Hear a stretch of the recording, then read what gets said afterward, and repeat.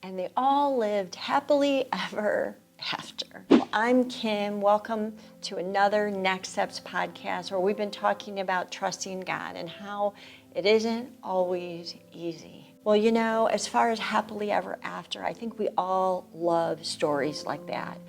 I know I do. I want to go to a movie that has a good ending or read a book that has a good ending. And see, our brains are wired this way. Our brains want completion in a story. We want a story that's wrapped up in a bow. We want life that way.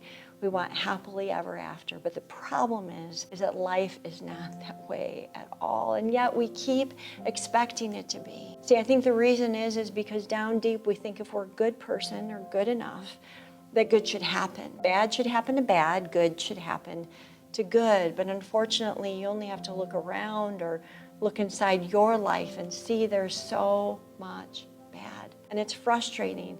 And there lies the issue. How can we trust in a good God, a loving God who allows so much bad?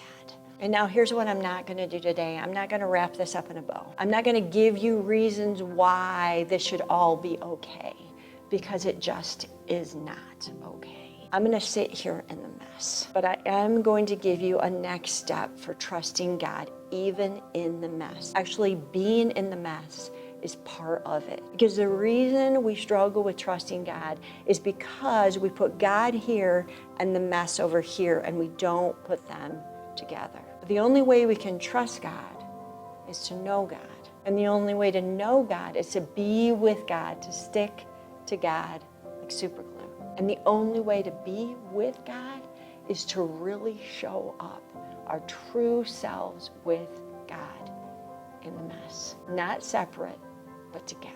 There's a story in the book of John where Jesus meets a woman at a well. And she tries to be a certain way with Jesus, tries to act good or right or prove that she's wise. But Jesus keeps drawing realness out of her. And he says to this at the end of their discussion in John 4, verse 24, he says, God is spirit, and his worshipers must worship in the spirit and in truth. What he's really saying is in order to be close to me, you need to be real with me. All of you, take that mask off. Stop pretending. Stop flipping things to a positive. Stop worrying about your sin, your shame.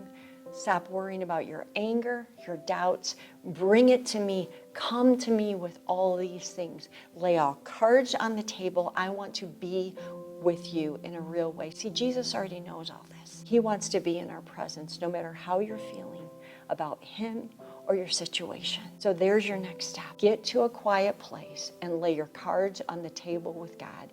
Share with him how you're feeling about your life or about another's life or about even the evil and the suffering in the world. Tell him how you feel. You can even tell him you're angry with him. He's not going to leave you, and he's going to keep loving you. And I believe without a shadow of a doubt that you are going to grow and trust in him. Remember, next steps are most successful with God and with others.